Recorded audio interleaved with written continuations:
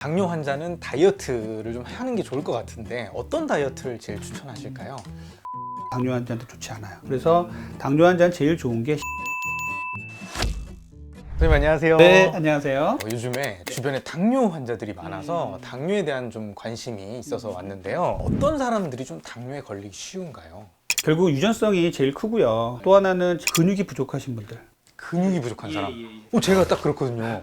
근육을 키우면은 이 혈당을 완충할 수 있는 완충 스펀지가 있다고 생각하는데 근육이 부족하면요 혈당이 혈관으로 다 가는 겁니다. 그래서 마른 비만 환자들이 제일 안 좋아요. 겉으로 보기에는 말랐는데 내장 비만이 심한 이런 분들, 젊은 여성들 상당히 많거든요. 지금은 뭐 혈당 스파이크의 문제 있고 아무런 이제 관심도 없지만 나중에 40, 50대가 되고 폐경이 되면 이제 내장 지방이 늘어나면서 이제 당뇨로 진행하는 경우가 상당히 많습니다. 그런 분들은 나는 단 것도 많이 안 먹고 남들보다 많이 안 먹는데 왜 당뇨가 왔을까요? 생각하면은 유전성이 있거나 너무 근육이 부족해서 혈당을 완충할 수 있는 능력이 없다 보니까 자꾸만 당뇨 쪽으로 간다고 보겠어요. 그러면 약간 가족력이 있는 분들은 좀 근육을 키우기 위해서 좀 노력을 많이 해야겠네요. 맞습니다. 가족력이 있고 근육이 적으신 분들보다 더 중요한 건 비만이에요. 내장 지방이 많은 분들은 결국 인슐린이 감당을 할 수 없게 돼요. 그 지방을. 그렇게 돼서 인슐린이 상대적으로 부족하게 되고 인슐린 저항성이 생기고 계속 악순환이 생기면서 당뇨가 오게 되는 거죠. 제 친구는 이 당뇨의 가족력이 좀 있대요. 그래가지고 아직 당뇨 환자가 아닌데 그 당뇨 환자들이 쓰는 휴대용 혈당 측정기 그걸 이제 수시로 이렇게 하던데 이건 괜찮은 건가요? 요즘은 이제 스스로 찌르는 것도 있지만 24시간 혈당 측정기를 몸에 차는 것도 있어요. 혈당을 휴대폰으로 움직이는 혈당을 보는 것도 있습니다. 내가 어떤 음식을 먹었을 때 얼마나 혈당이 올라가는지를 알게 돼요. 그래서 스스로 조절하게 되고 그런 걸 보면서 더욱더 자극을 받아서 당뇨 관리에 신경을 쓰게 됩니다. 나는 이 음식을 먹었을 때 혈당이 많이 오르고 이 친구는 안 오르고 이게 사람마다 다를 수 있나요? 나는 면을 먹었더니 너무 많이 올라가요. 나는 그냥 흰쌀밥이 너무 많이 올라가요. 나는 빵이 더 많이 올라가요. 이런 분들이 좀 계세요. 그런 거는 사람마다 조금씩은 다를 수 있는데 결론적으로는 당 성분이 많은 것들, 입에서 단 것들이 대부분 혈당을 올리긴 합니다. 그리고 제 예전에 친구가 당뇨를 앓고 있어서 학창 시절에 근데 그 친구는 항상 그 사탕이랑 초콜릿을 이렇게 가지고 다녔어요.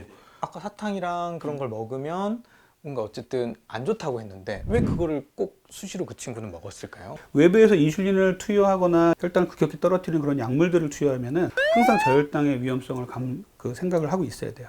막 손발이 떨리고 식은땀 나고 막 허기도 지고 창백해지고 그러거든요. 그러면은 빨리 혈당을 올릴 수 있는 걸 먹어야 되니까 그때 초콜릿, 사탕을 갖고 다니는 거죠. 당뇨 환자가 아닌 분들은 먹으면 당뇨가 걸릴 가능성이 그렇죠. 크겠군요. 안 좋은 것들이죠. 당을 빨리 올리는 음식은 일반인들에겐 나쁘다라고 생각하시면 되겠죠. 제가 오렌지 주스 얘기 상당히 많이 하는데 그냥 과일만 가른 거 말고요.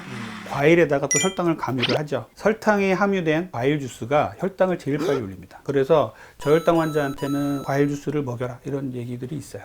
그러면 혈당을 급격하게 올리지 않고 좀 완만하게 올리는 그런 음식도 있나요? 저는 첫 번째로 추천드리는 게 콩류예요. 콩에는 풍부한 단백질과 영양소도 있고 당도 있어요. 이 당은 이제 복합탄수화물 당이기 때문에 혈당을 천천히 올리는 역할을 합니다. 그 다음에 제가 많이 추천드리는 게 이제 무가당 그릭 요거트 많이 추천드려요. 무가당 그릭 요거트는 단맛도 거의 안 납니다. 이런 거 잘 고르셔서 먹으면 그 당도 오르지 않고 아주 좋은 유산균을 먹을 수 있는 좋은 식품이 돼요. 또 이제 계란 단백도 중요해요. 아주 많은 영양소가 풍부하게 들어있어서 계란을 충분히 드시는 거 좋고요. 콜레스테롤이 또 걱정이다 이런 분들이 계신데 계란 2개 정도는 이제 안전하게 드실 수 있다고 말씀을 드려요. 이제 그 외에는 달지 않은 야채나 채소를 말씀드려요. 단맛이 강한 과일은 오히려 당뇨 환자한테는 안 좋을 수 있습니다. 그래서 야채지만 이제 과일하고 헷갈리는 토마토, 블루베리, 자몽 이런 것들은 당뇨 환자한테도 상당히 좋은 과일이 되겠어요. 제 친구가 얼마 전에 동남아 여행을 갔다 와서 그 말린 망고를 이렇게 이만큼 줬거든요. 그래서 저는 이제 뭐 영화 같은 거 볼 때 하나씩 먹고 있는데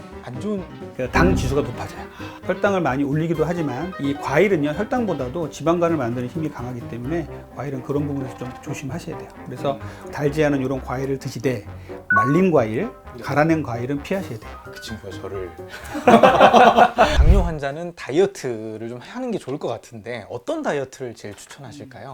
첫 번째, 내장 지방을 빼는 다이어트를 해야 된다. 두 번째, 근육을 늘리는 다이어트를 하시라는 말씀을 드리겠어요. 복부 속에 있는 내장 지방을 줄여야 인슐린 저항성도 개선이 되고 당뇨 자체도 좋아집니다. 운동도 같이 병행을 해주는 게 좋다고 하셨는데 혹시 당뇨 환자한테 좀 추천해 줄 수 있는 운동은 어떤 게 있을까요? 운동이 필수인데 네. 운동을 하실 때 일단은 당뇨 환자는 상처가 안 나야 돼요. 상처라도 나면 또 잘 안 아물고 2차 합병증, 2차 감염이 생기기 때문에 안 좋으니까 운동할 때 상당히 조심하셔야 되고, 또 하나는 저혈당에 빠질 가능성을 항상 염두에 둬야 돼요. 뭐 오래 뛴다든지 이러면 저혈당이 중간에 올 수가 있겠죠. 이런 운동은 당뇨 환자한테 좋지 않아요.